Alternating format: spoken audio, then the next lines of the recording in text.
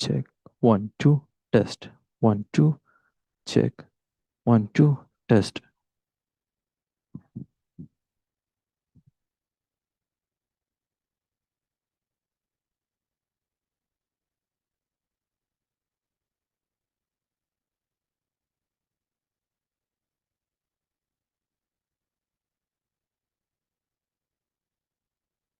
Check 1 2 test mic check test.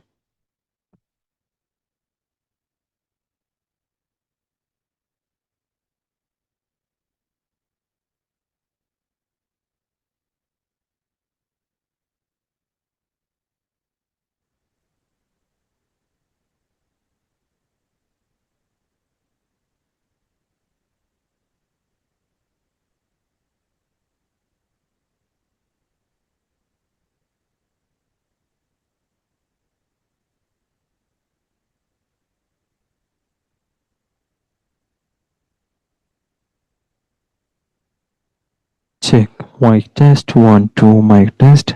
Check mic test 1 2 3.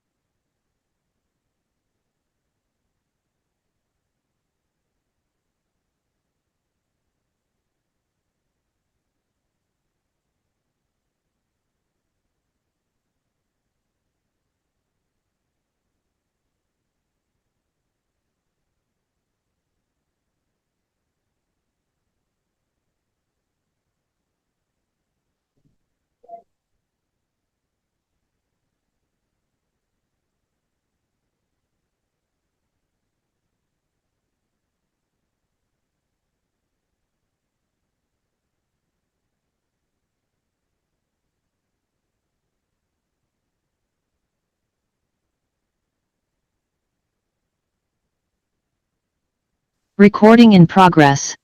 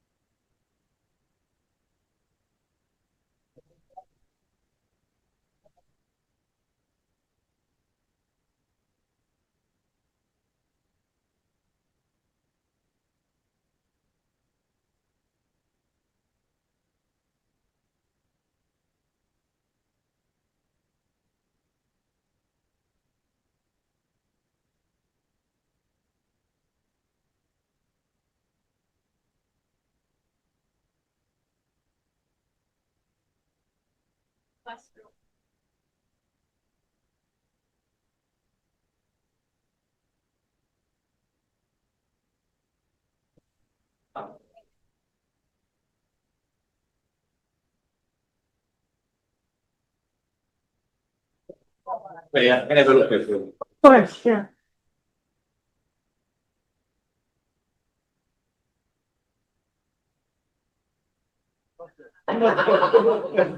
Full time.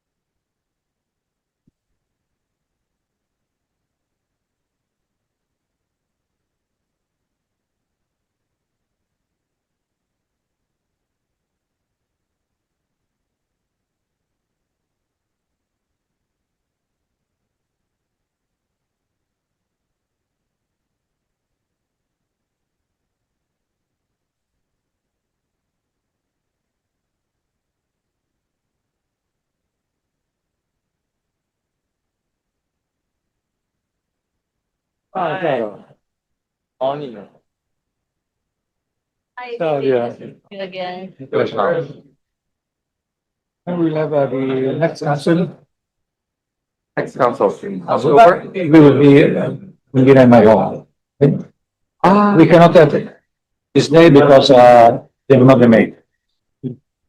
So the house is a mess. Oh, okay. But next time, remember that we have to stay at least once a dinner to do. Okay, okay. Thank you very much. A pleasure. Okay. Looking forward to it.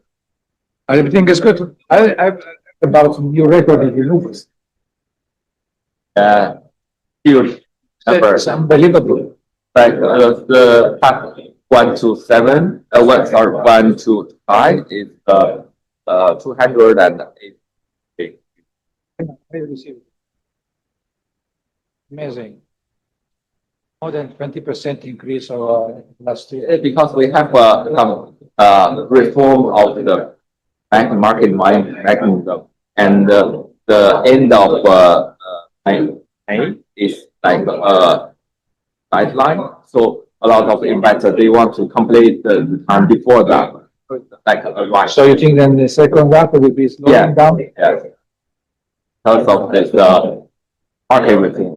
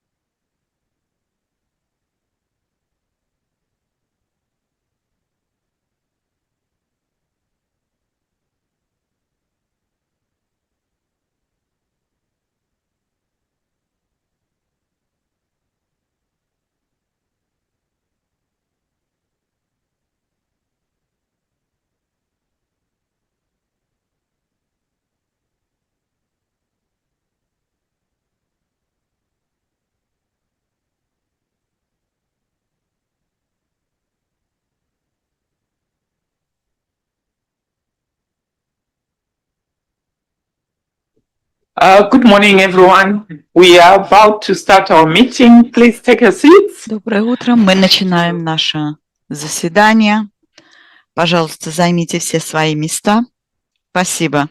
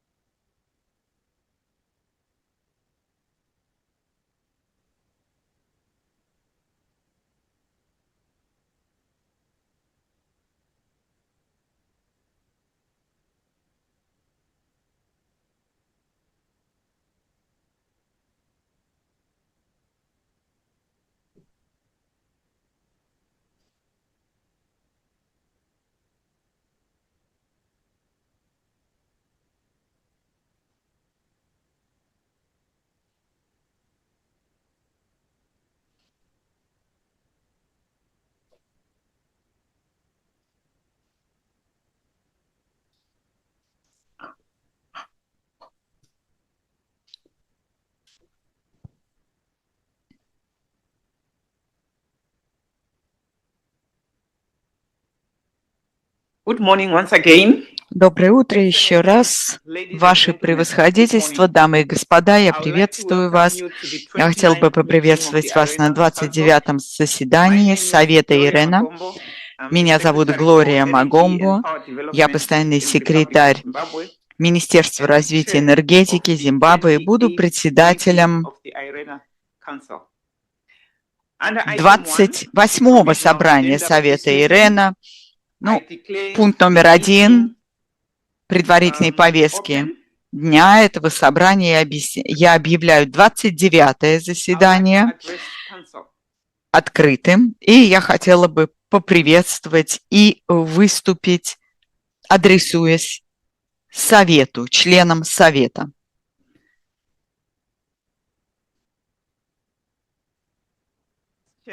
Of the 28th Council, Bangladesh, Director General La Camera, Deputy Director General, Directors, Staff of the IRENA Secretariat, ladies and gentlemen, Zimbabwe is humbled by your unwavering support during the time of his chairmanship of the 27th and 28th Council meetings, and on behalf On my behalf and that of my government, I would like to reiterate our immense gratitude and profound sense of responsibility in guiding the work and discussions of Council related to the implementation of the work program and budget of 2024-2025, as well as addressing important administrative issues and those of the institution. We are deeply honored by the trust the IRENA membership placed on us during our tenure. I want to commend the 15th IRENA Assembly Bureau, led by Slovenia, who through continuous engagements with membership managed to eventually resolve the membership impasse, and Zimbabwe supports the positive energy in line with ensuring smooth execution of IRENA. We want to commend the Secretariat and IRENA membership for the continuous work towards energy transition, which saw additional new renewable energy capacity of over 585 gigawatts through the year 2024. Climate change remains an emergency which needs urgent action from all of us. Zimbabwe, like all of you, acknowledges the work of IRENA on the assessments which we are doing in our country relating to distributed renewable energy systems for agriculture and health, which will further inform our rural electrification strategy and help attract investments into rural electrification, focusing on productive use of energy and improved health care. Zimbabwe is already doing work with the support of development partners on the viability gap funding for renewable energy mini-grids, coming up with smart green villages.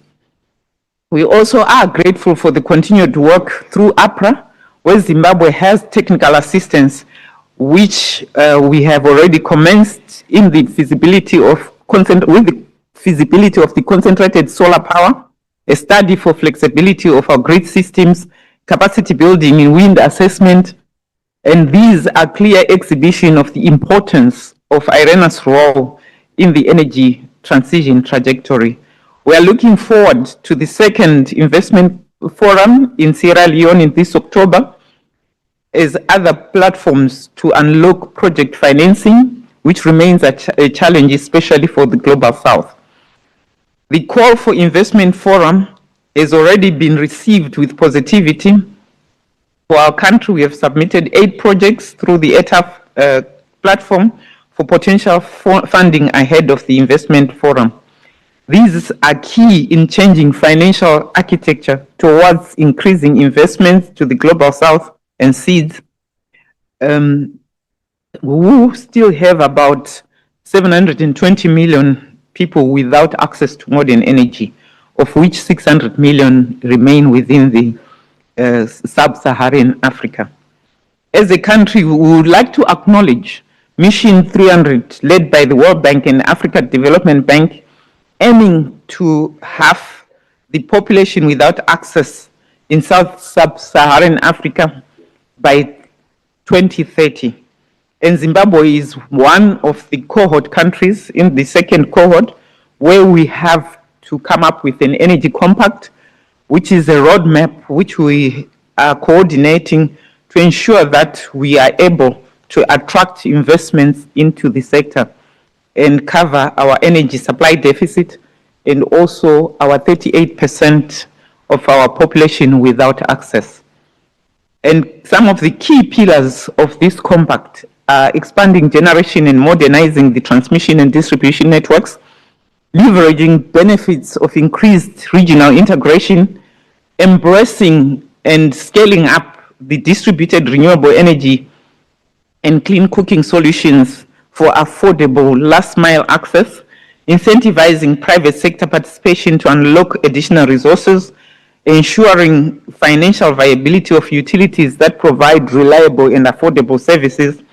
And this aims to raise about $9 billion for the investments across generation, transmission, distributing, off-grid distributed systems, including battery energy systems, clean cooking solutions, of which half of that will come from the private sector investments. The government recognizes the need to shift to sustainable and clean energy solutions and has made provisions to ensure that whilst we still have some of our resources like coal, which we will continue to develop, we'll do these in a much cleaner way. And we are moving towards the use of natural gas as a transition in energy. And we are increasing our capacity and improving system stability, at the same time reducing the environmental impact, allowing us to balance reliability with climate responsibility. We are willing to collaborate in research with countries that are researching on reducing the cost of carbon capture and sequestration. We believe this is key in reducing the impact of fossil fuels in countries as countries move towards net zero. While hydropower remains a key contributor in our energy supply, we have been faced with challenges of climate change and persistent droughts, which have reduced water availability and impacted our generation capacity. Despite this, we continue to develop hydropower along the Zambezi through conjunctive use, while climate proofing these systems by integrating hydro with other renewable energy technologies.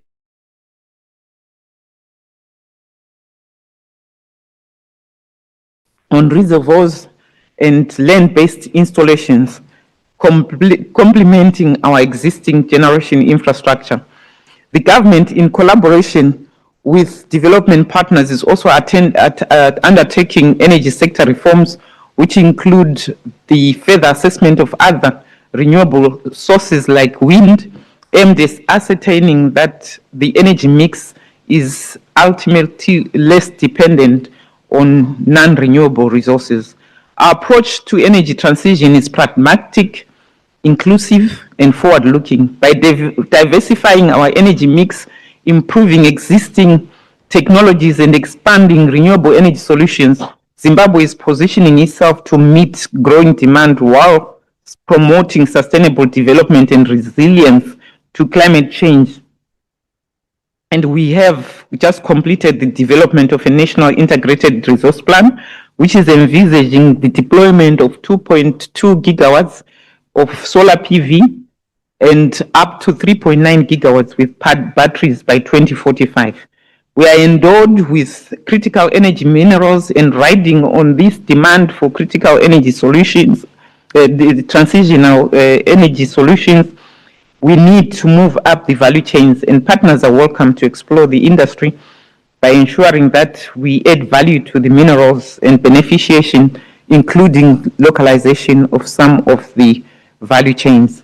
Ladies and gentlemen, a shift to sustainable energy is not just about energy, it's about resilience, competitiveness, and prosperity.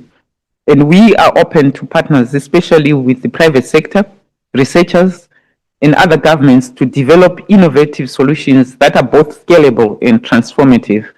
With policy reforms in place, including the move from unsolicited bidding to competitive procurement and enhanced incentives, including reduced regulatory costs, the future of the energy sector is bright. I want to reiterate Zimbabwe's commitment to the African Renewables Investment Forum. Furthermore, let me take this opportunity to invite you all to the 2026 Sustainable Energy Week for SADC at the Victoria Falls in Zimbabwe, where we are hosting together with the Southern African Center for Renewable Energy and Energy Efficiency, SACRE, from the 23rd to the 27th of February 2026.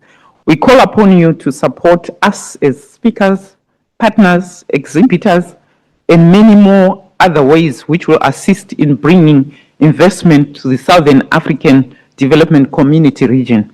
Lastly, and most importantly, I would like to thank our hosts, the government of the UAE, represented here by Her Excellency, the UAE Permanent Representative, Dr. Nawal, the government of UAE's unwavering support and hospitality towards IRENA meetings will forever be appreciated. Your Excellency, please pass our gratitude to the entire leadership.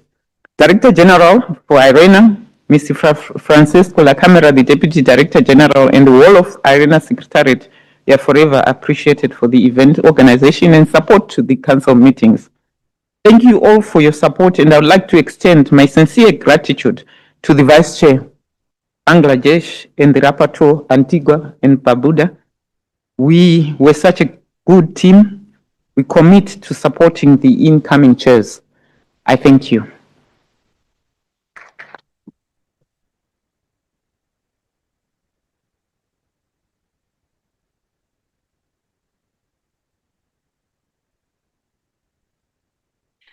This concludes the consideration of item 1 of the provisional agenda.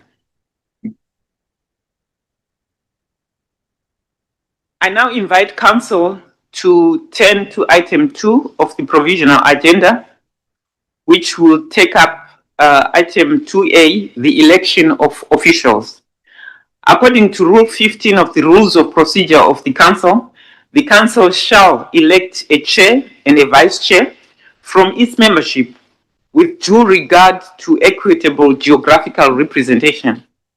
The Council will recall that at its 28th meeting in October 2024, it was informed that in line with geographic representation and rotation, members from Latin America and the Caribbean group of Council will be eligible for chairmanship of Council, while members of Europe and other group of Council in 2025 would be eligible for vice chairmanship.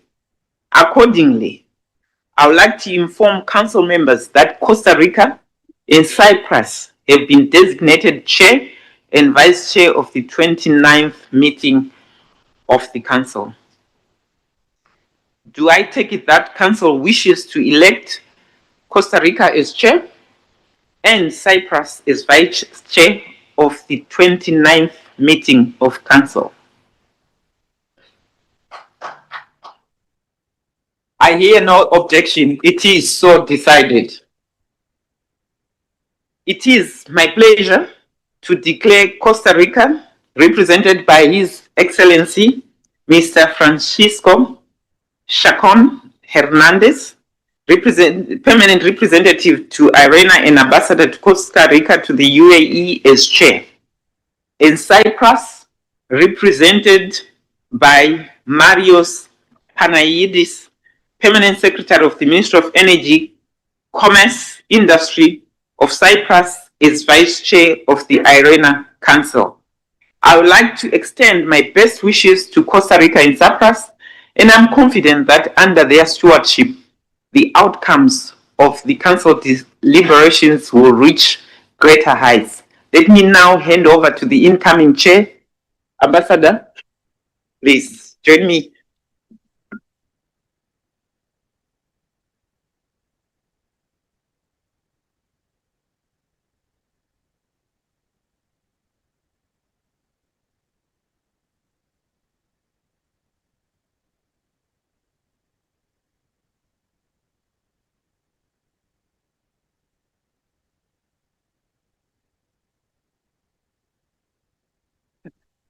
Thank you all. I hope we are going to jointly move the council forward and with the best spirit. Let's begin with further delay. So good morning. Of course, I would like to thank Zimbabwe, Dr. Gloria Mogombo, chair of the 28th Council, for her excellent leadership and her achievements as the previous chair, and recognize the work of Zimbabwe as a nation and as a champion of renewable energies for everything it has done in the last years. Before I address the Council, I would like to turn to the appointment of the rapporteur. Rule 18 of the Rules of Procedure requires that the chair proposes a member of the Council to act as a rapporteur. I would like to inform the Council that I have proposed to Uganda to act as a rapporteur, and I am pleased that Uganda has accepted the responsibility. Do I take that the Council agree with my proposal?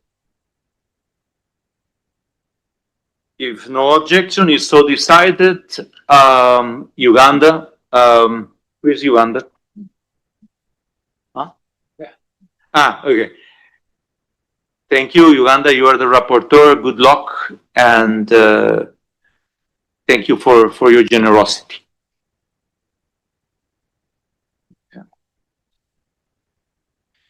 I would like to now that the full bureau of the 29th meeting of the council is elected, I would like to just say some words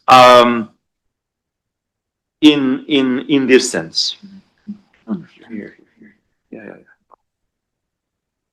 Let me begin by expressing our sincerest gratitude, of course, to the United Arab Emirates, generous host country of IRENA, for their steadfast support to IRENA and for their exceptional hospitality in welcoming us here in Abu Dhabi. I think Her Excellency Dr. Nawal Al Hosseini knows that we are IRENA sees the UAE as perhaps a child will see its mother, right? And we hope that this relationship keeps up benefiting IRENA, but also enriching the visionary efforts of the wise leadership of the UAE in their quest for renewable energies. As I say, I also wish to acknowledge the ongoing chair, Zimbabwe, and the vice chair, Bangladesh, for their dedicated stewardship of the council. Costa Rica looks forward to working closely with Cyprus, our vice chair, and council members, alternates, and the whole of IRENA membership. It is an honor for Costa Rica to assume the chairmanship of the 29th council meeting. We gather at a pivotal moment in the global energy transition, one that requires bold ambition, shared responsibilities, and unwavering commitment to deliver on the promise of a cleaner and more resilient future. For decades in Costa Rica, we have demonstrated through our national decarbonization plan that an energy system almost entirely powered by renewables is possible, and it can go hand in hand with social and economic progress, resilience, and prosperity. Our government continues to build on this path. We also looked ahead to COP30 in Belém, Brazil, as a historic opportunity for Latin American and Caribbeans. With the Amazon as its backdrop, COP30 will highlight both the vulnerabilities we face and the solution we can offer on renewables, on adaptation, and with it on giving future generation of opportunities. Eu estou seguro que o Brasil está na sala. Está Brasil na sala. And I am sure Brazil is in the room. Are they not? Abraço para os irmãos brasileiros. My regrets for our brothers. I see everywhere geographies with great tangible successes. Among many others, let me mention the amazing offshore aeolic park at Viana do Castelo in Portugal, for example, one of the biggest in Europe, or the Nur al-Ouassasat solar complex in the Kingdom of Morocco, or Lake Turkana wind power in Kenya, or the Girasol solar park in the Dominican Republic, geothermal complex Pilas 1 and Pilas 2 in my home country, Costa Rica, the Pavagada solar park in India, also an example, the geothermal plant Berlin in El Salvador, impressive Suncia aeolic park in the United States, the 2024 solar park plants in Antigua and Barbuda, or the geothermal plants in Russo Valley in the Commonwealth of Dominica. And closer up to us, let me mention the Aldafra solar park and the Sudair solar park, Sudair industrial city in the UAE and Kingdom of Saudi Arabia, respectively. Also examples of great achievements. And when I see also the room, I can see impressive renewable energy developing, for example, in China or in many of the European countries, if not all. And so, needless to say, what I'm trying to get to the point is that we have done a share of the work. still a lot to do, but our countries have indeed built up on renewable energy efforts for the future. Costa Rica is committed to foster dialogue and working with all members to accelerate renewable deployment, ensuring equity and aligning our efforts to improving lives and households to leave no one behind. Let us make this council a success. Muchas gracias. And with no more protocolary acts in our agenda, let's move to the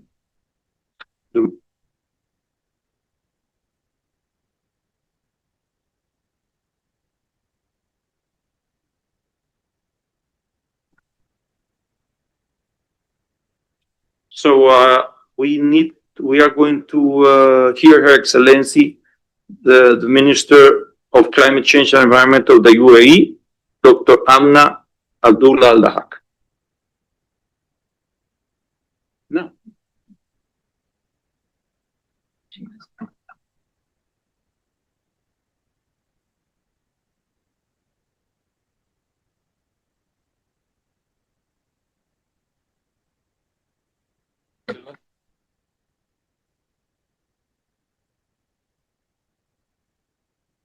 The Secretariat informs me.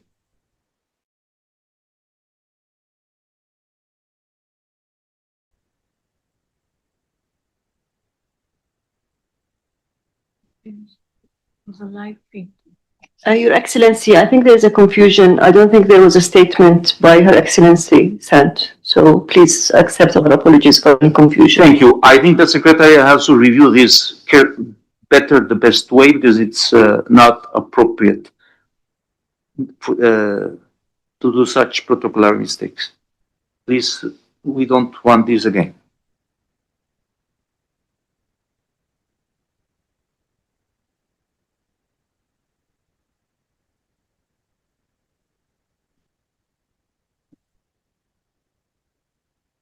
Thank you.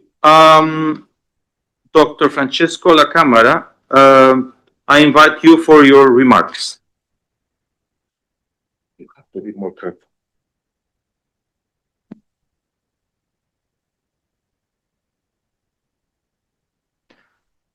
Excellencies, distinguished delegates, ladies and gentlemen, I have the honor of welcoming you to the 29th meeting of the Council.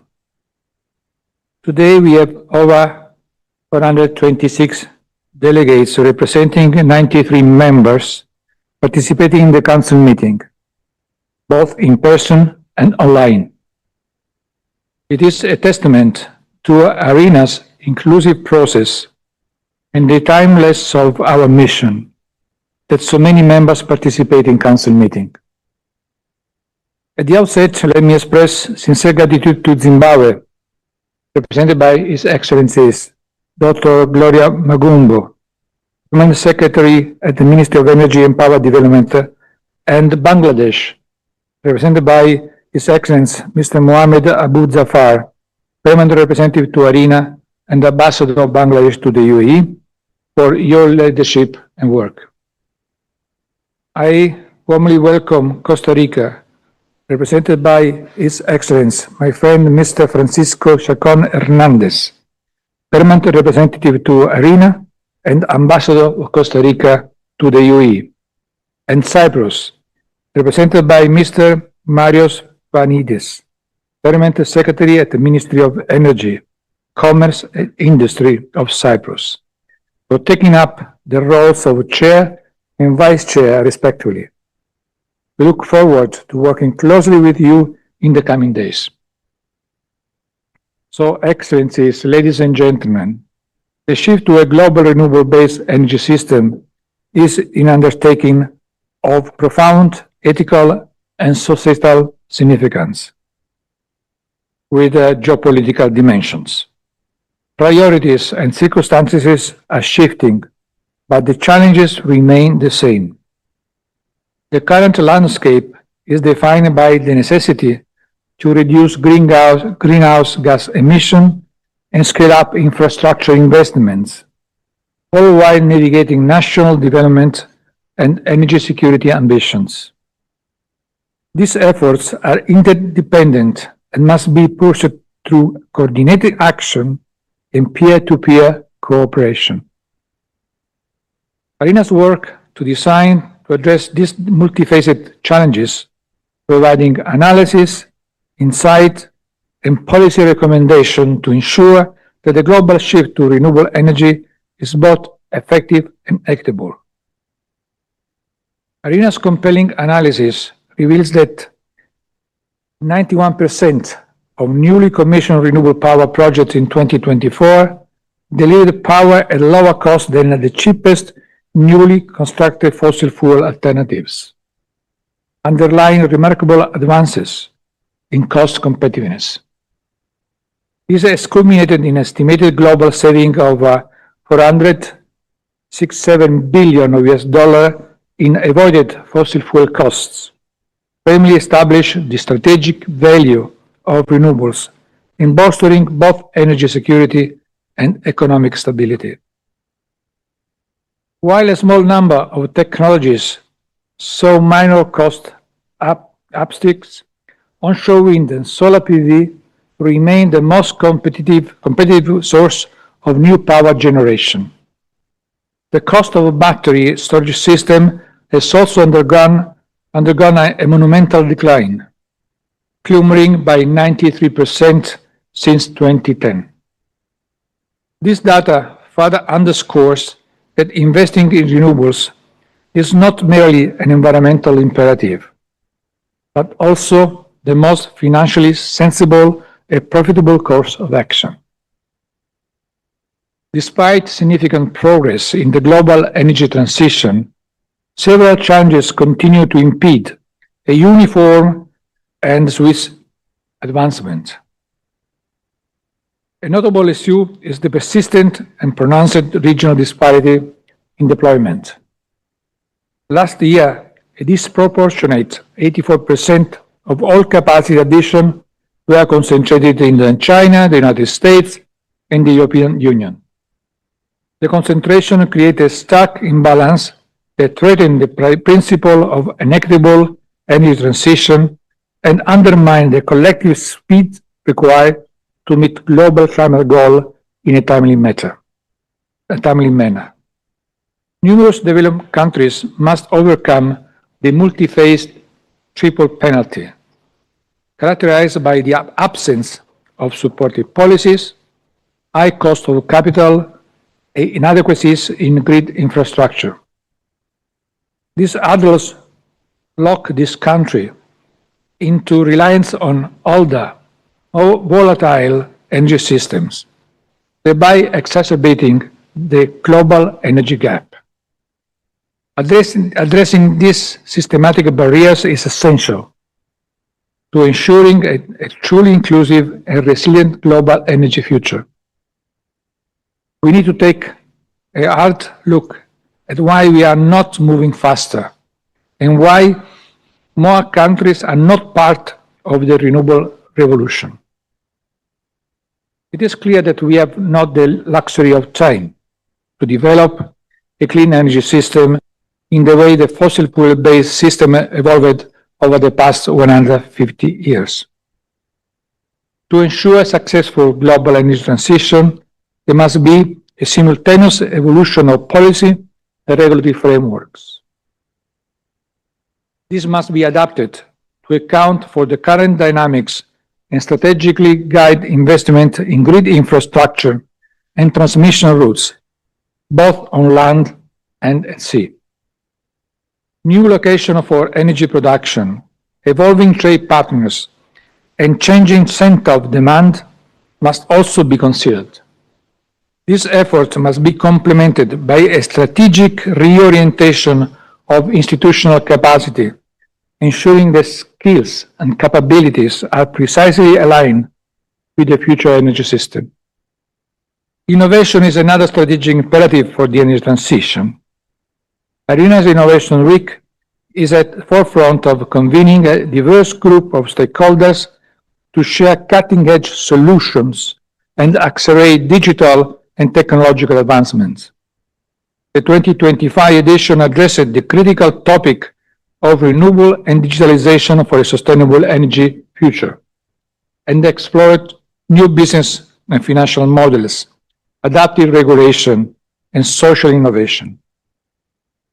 Another key pillar of IRENA's work is the strategic guidance and technical expertise provided to members to transform their climate pledges into actionable energy plans. Over the past few years, IRENA has been actively engaging with over 100 countries to support their climate action efforts. We have seen approximately 30 countries submit the third generation of their national development contribution, which include updated energy sector targets. IRENA is currently supporting approximately 30 additional countries with their NDC 3.0 submission, which are anticipated before COP30 in Belém. With the generous support of the UAE and Denmark and in partnership with the NDC partnership, this assistance is comprehensive. It's planned for providing data and statistics and conducting resource assessment to performing technology and mitigation analysis. Meanwhile, the regional dimension of IRENA's work continues to expand based on member needs and requests. In partnership with Azerbaijan, IRENA launched the Accelerated Partnership for Renewable Energy in Central Asia, the so-called Africa, structured around 4 strategic pillars: strengthening energy infrastructure, enabling local value creation and green industrialization, enhancing policy and regulatory frameworks, mobilize private sector investment. The initiative now counts on Azerbaijan, Kazakhstan, the Kyrgyz Republic, and Tajikistan as members. Africa is now moving into the crucial fundraising and implementation phase. The pledging event is planned for October in Kazakhstan, and national consultation workshops will be held in all 4 members' countries over the coming month to identify priority action for IRENA and its partners to engage in at both the national and regional levels. IRENA's project facilitation platform, CIP and ETAF, continue to yield a positive outcome. 3 of the 25 future projects at the Upper Investment Forum resulted in financial closure, and another was in advanced discussions. Furthermore, 27 project applications have been received for the upcoming Sierra Leone Upper Investment Forum. Meanwhile, we are advancing work in Central Asia under the APREC initiative, as well as Latin America, Southeast Asia, and SIDS. IRENA acts the secretariat for both APRA and APREC regional initiatives. In addition, we are actively promoting sustainable aviation fuels as a key decarbonization pathway and developing a dedicated financing windows under ETAF to help SAF projects secure financial resources. This window will also provide support, including the risk services and target technical assistance. IRENA has also intensified its focus on carbon markets and trading as a critical tool for financing the energy transition by forging strategic partnership and expanding collaboration. So, dear friends, we stand at a pivotal moment with a moral obligation to ensure an inclusive, equitable, and prosperous climate-safe world for all, one that leaves no one behind. We do possess the tools and resources to deliver on this promise, but we must also critically assess our collective readiness to meet this challenge. Now more than ever, success requires immediate action, unwavering political resolve, and unified action from all. It is my profound hope that our discussion today and tomorrow will generate the strategic insight and innovative ideas needed to make this year a definite targeting point in the global energy transition powered by renewables. Thank you very much for your attention.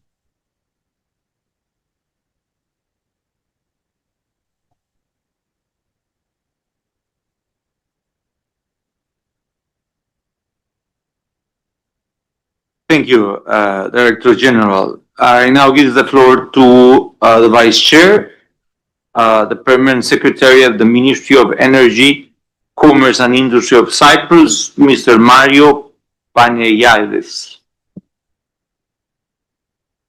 Thank you, Chair.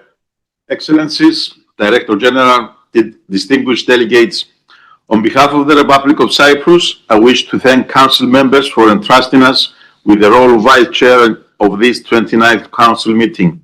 We are honored to contribute to IRENA's important work. Though a small island, member state of the European Union, Cyprus is deeply committed to IRENA's mission. We have actively participated in initiatives ranging from the Long-Term Energy Scenarios Network and the Small Island Developing States Lighthouses Initiative to collaborative frameworks on renewables, green hydrogen, and the geopolitics of energy transition. For us, the energy transition is not only an environmental necessity, but also a path to security, resilience, and prosperity. International cooperation is the only way to ensure access to clean and sustainable energy, and IRENA remains central to this effort.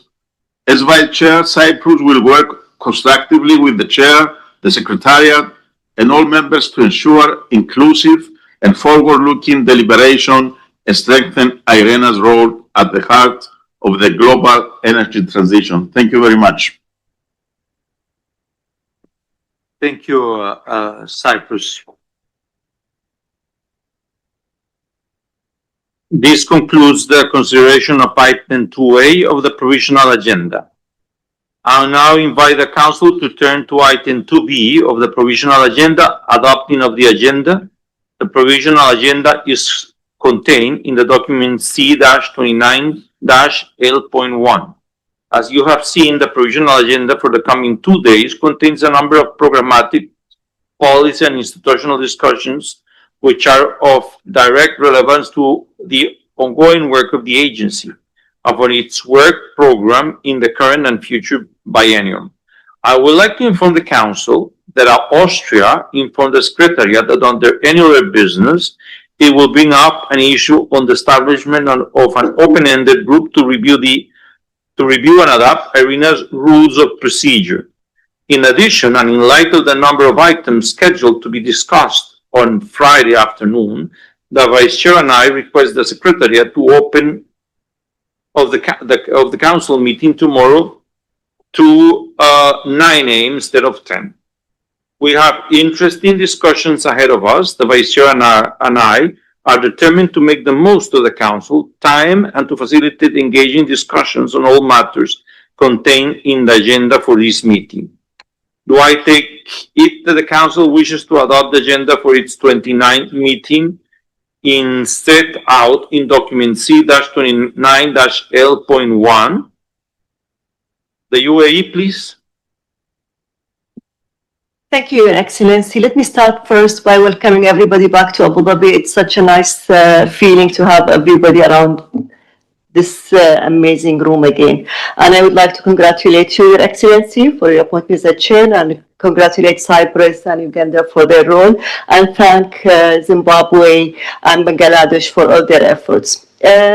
Please, on this point, on the adoption of the agenda, the UAE suggests that for future councils, the item on general member statements to be considered for removal.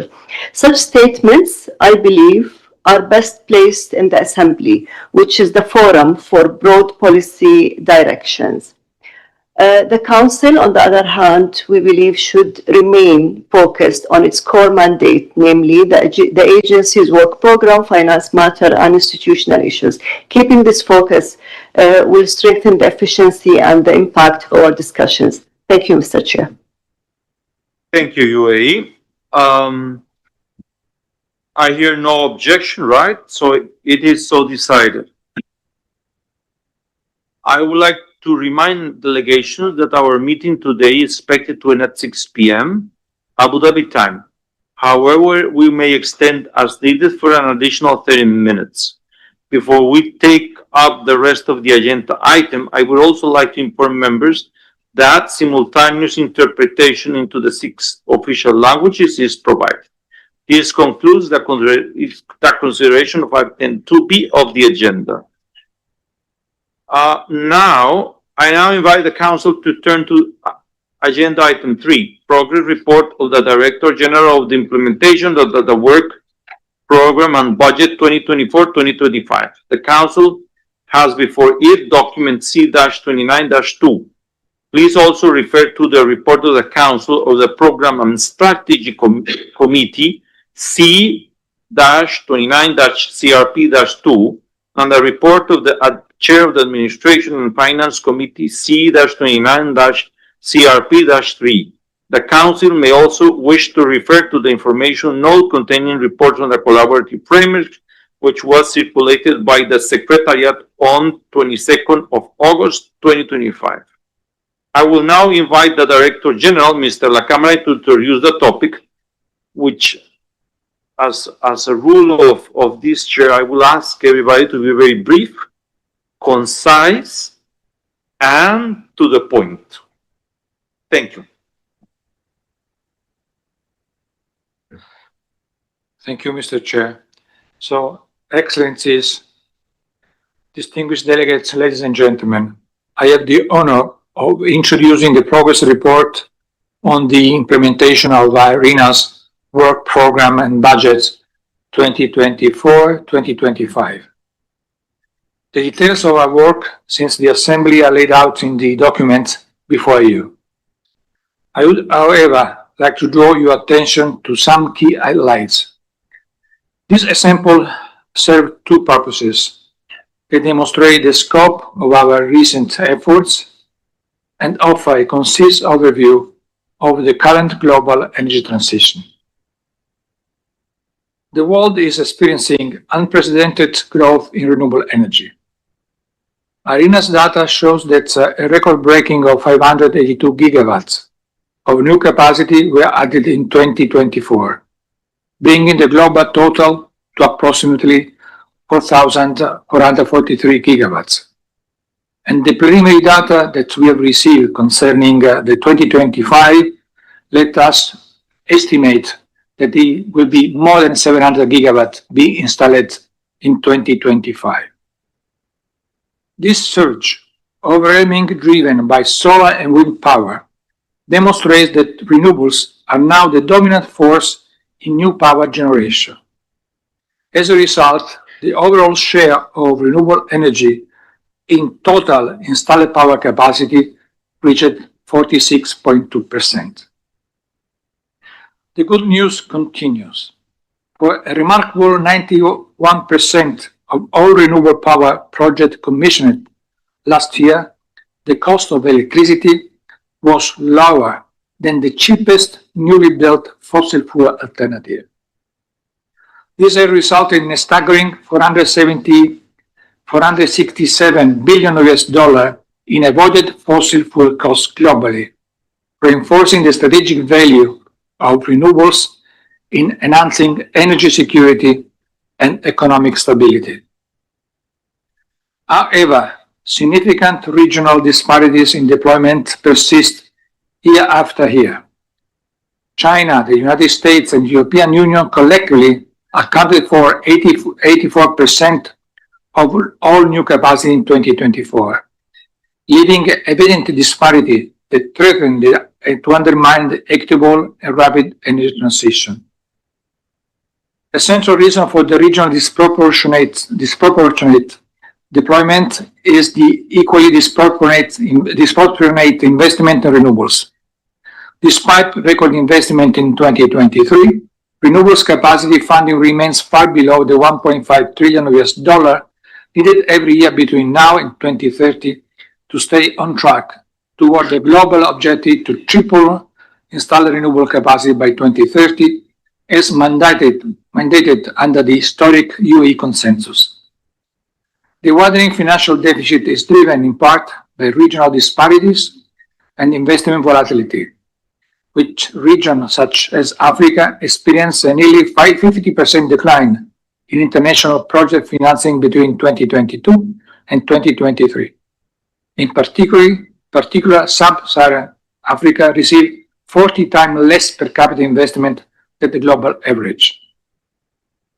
IRENA's various work streams examine this disparity and focus on exploring solutions based on national, regional, and global requirements and circumstances. A recent example is the establishment of the Global Coalition of Energy Planning, in which IRENA acts as the secretariat. The core value of the GCEP is to strategically connect energy planning with investment mobilization. This is achieved by creating enabling environments through transparent planning and coordinated partnerships, fostering investment-ready plans via knowledge exchange and credible project pipelines, and building robust governance with national ownership and sustained implementation mechanisms. The Accelerated Partnership for Renewable Energy in Africa is expanding rapidly, now counting 10 member countries with the inclusion of Uganda in June 2025. In addition to the 7 national priority action plans already developed, the Djibouti plan has been finalized and consultation in Mozambique will be held next week. Uganda will also follow, and Eswatini is going to join the partnership very soon. Through IRENA's role as secretariat to APRA, and thanks to the voluntary contribution of partners countries as Denmark and Japan, APRA has also been working to support project facilitation activities in Ethiopia, Ghana, Namibia, and Zimbabwe. Together with the government of Sierra Leone, IRENA will convene the second APRA Investment Forum on 23rd October in Freetown. Technical assistance based on national priorities highlight in national plans is also ongoing, focusing on power sector development, nexus, and access. Overall, APRA's growing footprint underscores its role as a catalyst for renewable energy project facilitation and skills development to enhance energy access, enable green industrialization, and foster economic and social resilience across Africa. IRENA project facilitation platform, CFP, and ETAF continue to show positive results. IRENA received 27 new project applications for the upcoming investment forum in Sierra Leone, and we are working diligently with project developers to bring them to the required level to be featured in the forum. In partnership with Azerbaijan, IRENA has launched the Accelerated Partnership for Renewable Energy in Central Asia, as I say in my introduction. This initiative, launched at COP29, focuses on 4 strategic pillars: strengthening infrastructure, enabling green industrialization, enhancing policy framework, and mobilizing private investment. We are pleased to announce that Azerbaijan, Kazakhstan, Kyrgyzstan Republic, and Tajikistan has already joined. Africa is now entering fundraising and implementation phase, with a pledging event scheduled for October in Kazakhstan, a national workshop to identify priority action. So, Excellencies, ladies and gentlemen, over the past few years, IRENA has engaged with more than 100 countries on climate action. We have seen roughly 30 countries amid their 3rd generation of NDC. We updated energy sector targets. IRENA is currently supporting about 30 additional countries with their NDCs 3.0 submission, and as I already say, with the general support of UAE and Denmark, and in partnership with the NDC partnership. In June, we also held the 2025 edition of IRENA's Innovation Week, a biennial flagship event, convening a diverse group of stakeholders to share cutting-edge solutions and accelerate digital and technological advancement. The meeting addressed the critical topic of renewables and digitalization for a sustainable in the future, and explore new business and financial models, adaptive regulation, and social innovation. Before I conclude, I would like to highlight the IRENA has significantly increased the visibility of its flagship reports, including through a strategic partnership with the United Nations on joint communication and stakeholder outreach activities across multiple platforms. For example, since its publication in March, IRENA's Renewable Capacity Statistic 2025 report has been downloaded 20,000 times. Impressively, within the first month, IRENA Data was mentioned in 1,500 media articles in 22 languages across 88 countries. Moreover, in the 2 weeks following the joint launch of the UN Secretary General Climate Speech Technical Report, such as the moment of opportunity in July, which permanently feature and refer to IRENA data. IRENA's Renewable Power Generation Cost Report was downloaded more than 80,000 times, making a 40% increase compared to the same period last year. In addition, in our month alone, our cost report has been mentioned in over 1,300 media articles in 80 countries, a 500% increase in media coverage compared to the last year. So, dear friends, as we conclude, let us remember that our collective strength as a global family is our greater strategic asset. Our progress is a testament to the power of unity and the shared purpose. With a clear vision and unwavering commitment, we will ensure that our collective efforts not only meet immediate goals, but also strategically pave the way for a more resilient, inclusive and equitable sustainable energy future for all. I look forward to hearing your insight and having meaningful discussion. And with your permission, Mr. Chair, I will allow my director to enter more in details on the progress report. So, my directors. Briefly, please. Gurbus Gunul, please first.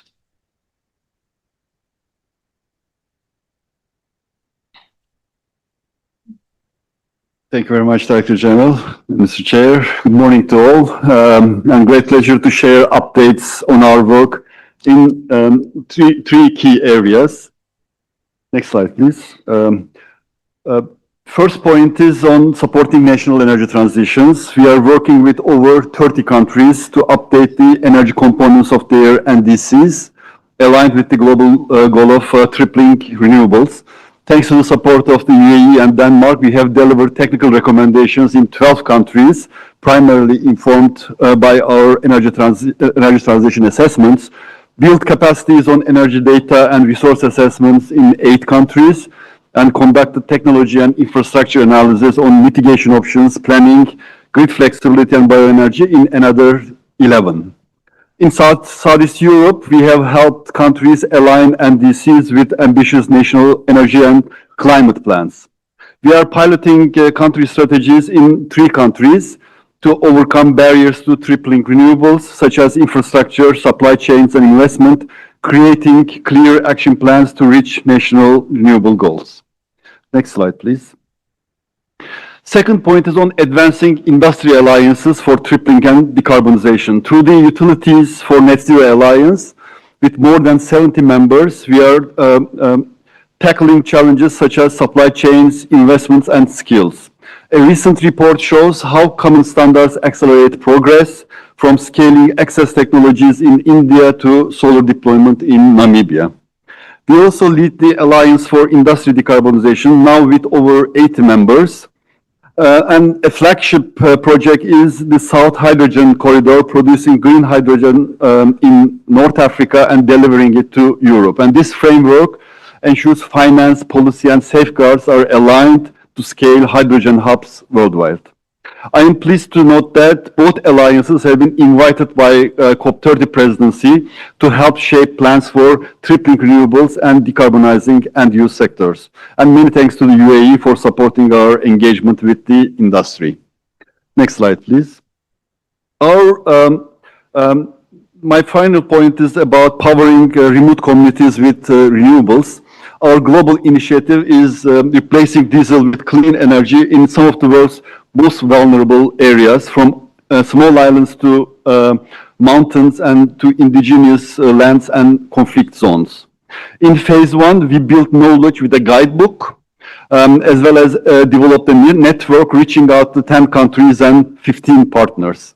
Now, phase 2 is moving to action on the ground, needs assessment in Indonesia and Malaysia, skill training for micro hydro and solar mini grid operators, and South-South exchanges linking African countries with Nepal. With strong support from Canada and the partners, we are delivering practical community-driven solutions. We will showcase progress this October in Olade Energy Week and then at COP. Thank you very much. Who's next?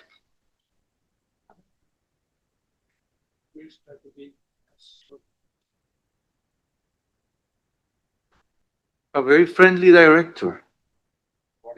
Thank you for everything you do. Thank you, Mr. Chair. So I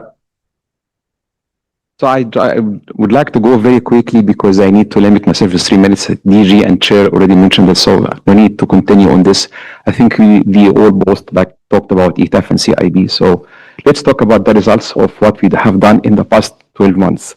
We have provided the complete financial closure support for 3 projects in Zimbabwe.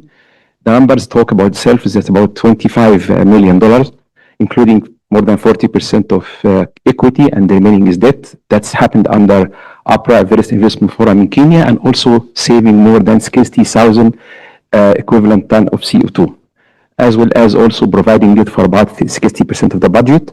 We also provided Dominica with a project in technology from Israel. And as mentioned yesterday during the BSSC, this is basically provided with a technical assistance coming from IRENA, from the core budget on this project, and also saved about, provided more than $60 million project in partnership with our ETAF partners and CIB. For the ETAF, thanks to the government of United Arab Emirates, they already provided $30 million grant for the project in Comoros, and we have provided part of the due diligence in our partners from Swiss Re, and the project basically providing more than 20,005 CO2 equivalent saving for the Comoros, and it's a solar PV project. For APRA, also there is one project we are working on it that's basically for Sierra Leone, and it's basically about how we increase the existing hydropower plant by adding additional $50 million, 25 megawatt, up to between 25 to 50 megawatt project hydropower, and it's basically happening with our partnership with our OBIC fund partners. Most probably we're coming also with Africa 50, but I'm working on that. The project we expect it to be announced for general procurement notice in Sierra Leone during the next investment forum in Freetown in October. Also, we have been requested a support from more than 7 countries, like Uzbekistan, Kazakhstan, a last of which was Bangladesh yesterday. They wanted us to provide support for monetizing their carbon credit potential, and we do so. We're already investing a lot of resources, more than 50 of our resources. Yesterday, the BSSC members, they asked about what is the resources for providing such kind of support. It's already 50% of our VC from Italy, from Denmark, and from Japan, thanks to their support, as well as additional 50% coming from our core budget in response to the needs of the countries. And basically, the idea is to create a momentum for a carbon credit market by creating what we call it at the second globally carbon credit exchange, and in partnership with one of the private sector from United Arab Emirates, which is IHC, and also with other partners from the non-profit international regional organizations called the SIDARI, and we continue on this, and we are reaching the final stage of preparing the MOU, which will be finalized. We will share it for sure with the council before signing it. That's I wanted to highlight that. The key important issue here is that the UNFCCC as well, in partner with us, we are providing a complete tailored fit for purpose for country-based level how can they monetize their carbon credit by creating a robust carbon exchange and carbon credit mechanism. Finally, for the issue of sustainable aviation fuel, we have been working with the International Civil Aviation, as DG mentioned in his intervention, and we are going to create within the flexible structure of ETAF a new window for Infininvest. That is the original structure we had agreed with UAE since the beginning, represented by the development partner Abu Dhabi Fund for Development. Any new intervention for any kind of new support for any sectors that really helping for minimizing the impact or climate change globally, we can do that with the flexible structure of VTF. And we do that with ICAO, that's called FinInvest. And we are going basically to finalize it in the coming few weeks. For sure, we share that also with the council when it comes to the right moment to provide that for the council member states. I stop here. Thank you very much. Back to the DG. Thank you, sir. Allow me, before giving the floor to Ute, that in my presentation I made a mistake. I referred to the previous permanent representative of Bangladesh. I wish to refer now to Mr. Tariq Ahmed. Sorry for reading wrongly and spelling the name wrongly. Thank you. Thank you, Director General. And you are who? I'm Ute Collier. I'm the Acting Director of the Knowledge Policy and Finance Center. Okay, please go ahead. Thank you. It's my pleasure to give you a brief update of some of the areas of work of KPFC. The Director General has already referred to the renewable energy statistics work, which is an important part of what we do. So let me just briefly talk about resource assessment. That's an area where we work with quite a few of our member states, for example, to map investment opportunities for utility scale solar and wind, where we recently produced assessments for Georgia and Colombia, with Angola in the pipeline. You're probably aware of things like the Global Atlas and Solar City Simulator, where we've worked with quite a number of member states, for example, Congo, Democratic Republic of Congo. Under APRA, we've assisted Zimbabwe recently on assessing technical and financial viability of 10 solar sites. Then talking about policy, which is another important part of KPFC's work, right?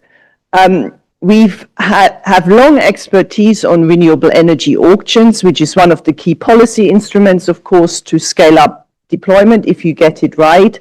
Here we've, based on the analytical work we've done and collecting the case studies, we've worked with a number of countries on capacity building, in particular in Africa, where we've worked with 12 African countries recently, and we've got more coming up. We've also worked with GIZ on tailored support on renewable energy policies in Senegal. We continue with our work on the end-use sectors as well, just highlighting two recent reports on electric vehicles for road transport and green hydrogen in Central Asia. Maximizing benefits for us has long been a key area of our work, because we need to show that the energy transitions and renewables, obviously we produce energy, but we also can ensure that there are a number of benefits, job creation. You know our annual report. We're working on the 2025 edition. We've long worked on the gender perspective, where in a couple of months you see an update of our 2019 report, where we looked at the share of women in the renewable energy sector. I can tell you now it hasn't changed massively. But it's important work, and we continue to give recommendations how this can be improved. And then one aspect we're increasing our work is not just looking at socioeconomics, but also the environmental impacts of renewables. Job is important as we're scaling up very rapidly, and we need to ensure that we do it in a way that's nature sensitive, that's sensitive in terms of agriculture. And here we've recently produced, under the Coalition of Action, some nature positive principles with recommendations for policymakers. But we also are working with the support of China now, specifically on the environmental impacts of utility scale solar, where there has been criticism in some places, but we're trying to show the many case studies of where mutual benefits can be found. Thank you. Thank you, Madam.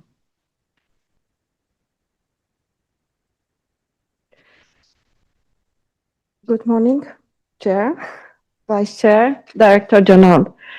Ladies and gentlemen, Noela Constantinescu, Acting Director of IRENA Innovation and Technology Center in Bonn, Germany.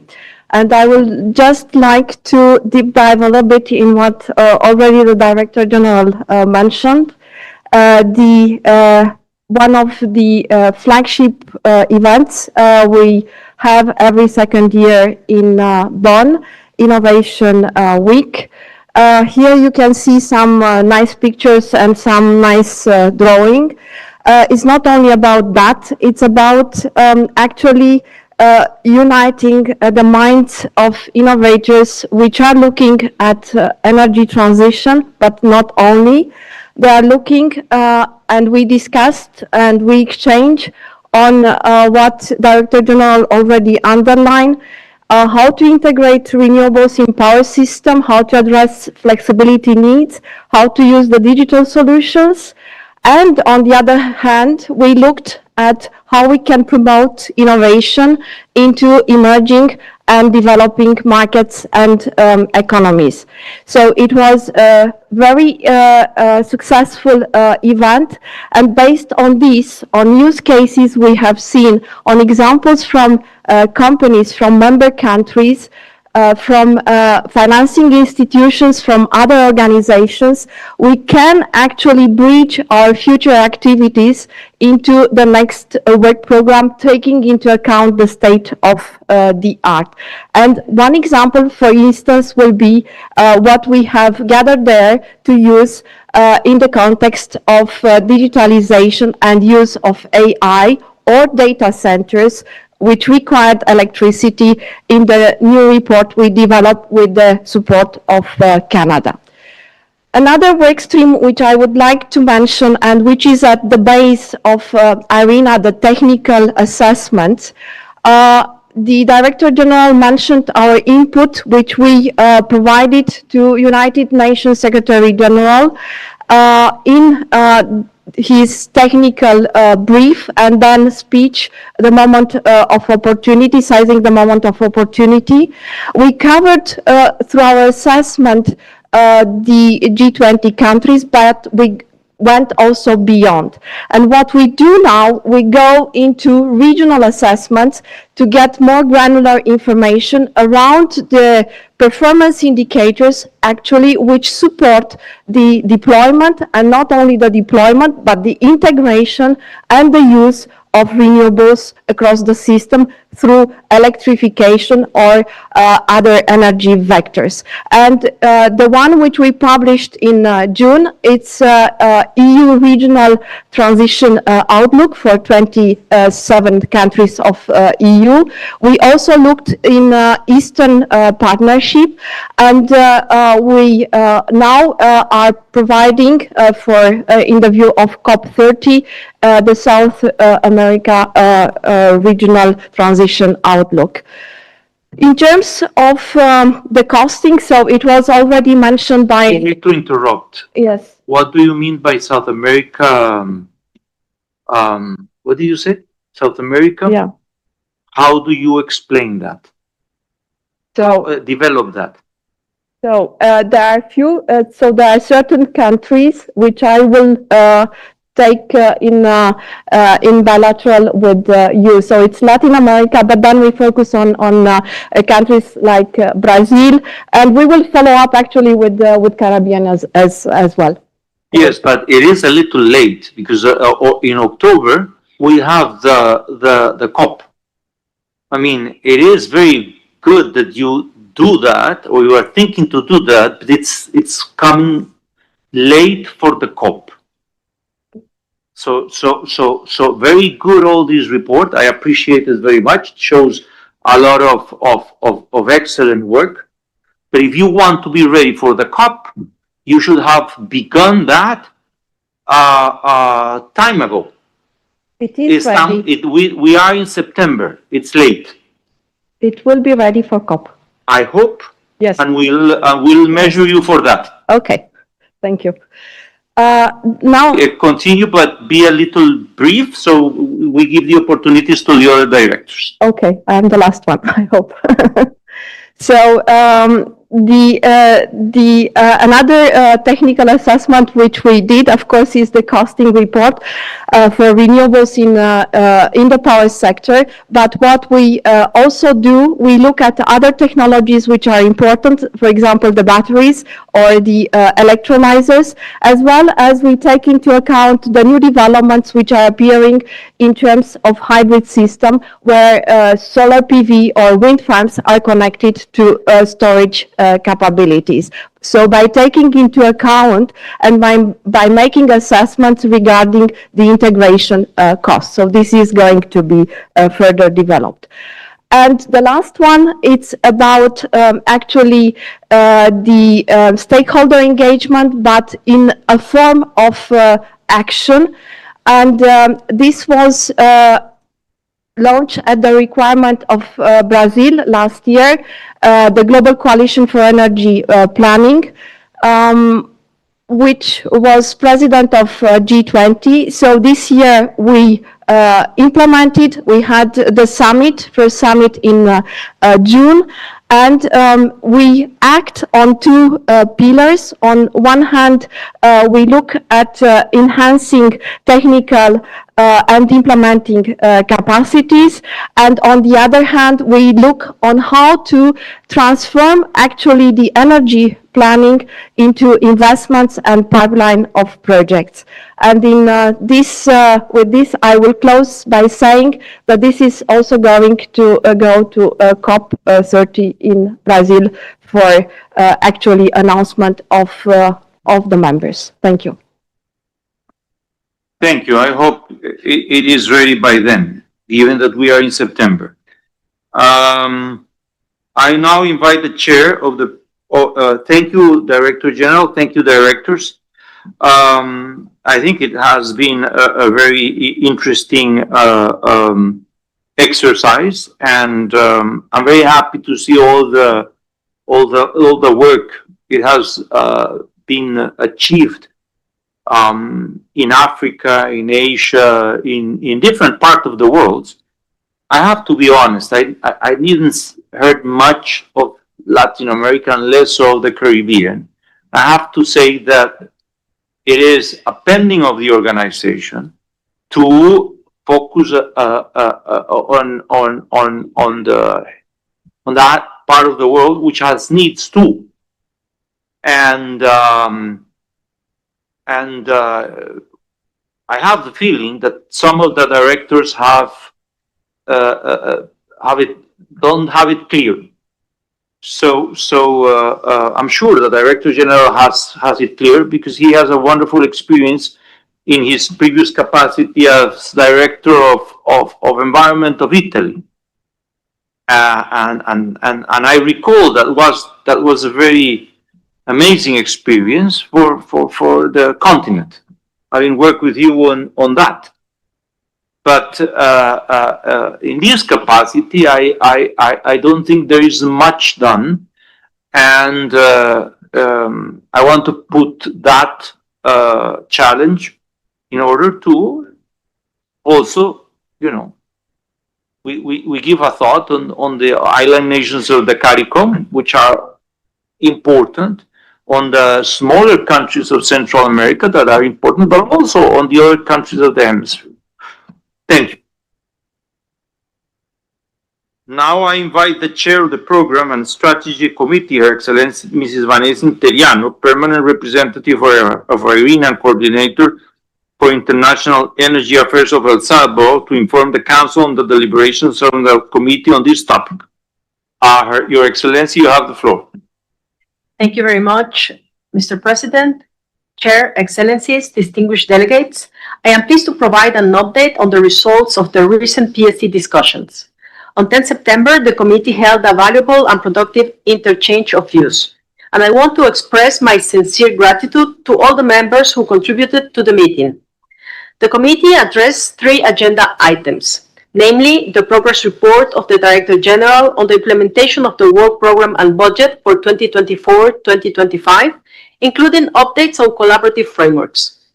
The preliminary framework for the work program and budget for 2026-2027, and issues raised by members at March 2025 PSC meeting. I will now take a moment to reflect upon the salient points and key messages that have emerged from our recent discussions. The committee welcomed the report of the Director General on the implementation of the work program and budget. Some participants urged IRENA to include an executive summary in future progress and annual reports capturing developments and work of the agency. Some participants called on IRENA to expand the programmatic activities targeting the Latin America and Caribbean region to help the countries address emerging challenges related to the energy transition. Some participants urged IRENA to examine and provide policy recommendations on critical issues such as the recycling of solar panels, carbon market creation, data collection, harmonization across countries, and new sources of bioenergy. A participant called for deeper strategic level discussions at committee meetings regarding programmatic work and priorities. A participant welcomed the implementation of the results-based program framework, suggested the creation of an online dashboard to access the data, and expressed interest in learning how the data informs strategic decisions. Chair, Excellencies, distinguished delegates, I am pleased to share with you the outcome of the PSC discussions on the preliminary framework for the work program and budget for 2026-2027, as well as the update by the Secretariat on issues raised by members at PSC meeting held in March 2025. I will now reflect some of the PSC discussion on the preliminary framework for the work program and budget for 2026-2027. Some participants welcomed the preliminary framework as a good basis for the next work program and budget. A participant highlighted the critical work emanating from collaborative frameworks and called on IRENA to review their modalities to ensure increased and direct impact on the ground. A participant highlighted the need to expand the regional dimension of IRENA's work and suggested the creation of an initiative focusing on Latin America and the Caribbean in the upcoming work program and budget. A participant underlined the need for IRENA to continue being a strong voice for renewables and fostering multilateralism in light of the current geopolitical climate. A participant applauded IRENA's programmatic activities and initiatives, but also called on the agency to ensure prioritization and careful consideration before establishing new ones and to focus on its core mandate and key strengths. With regard to the agenda item on issues raised by members at the March 2025 PSC meeting, some participants saw clarity on the relationship between IRENA and a partner organization in the context of the Accelerated Partnership for Renewables in Africa. So participants welcomed the work under the Accelerated Partnership for Renewables in Africa and invited IRENA to share the work plan as well as a staff and resource allocation and oversight. Chair, Excellencies, distinguished delegates, allow me to express my sincere gratitude to all PSC members, to the broader membership who joined our discussions, and to the Secretariat for the dedicated support. I would also like to extend a special appreciation to the Vice Chair, the United States of America, whose partnership, support, and constructive engagement has strengthened our work. As I conclude my tenure as a chair of the PSC, I look forward to handing over to the next chair of the committee. I am confident that under their leadership, the PSC will continue to build on this new dynamic we have established and continue to encourage openness, constructive dialogue, and collective ownership of IRENA's programmatic and strategic direction. Thank you, Mr. Chair. Thank you, and congratulations for an amazing job,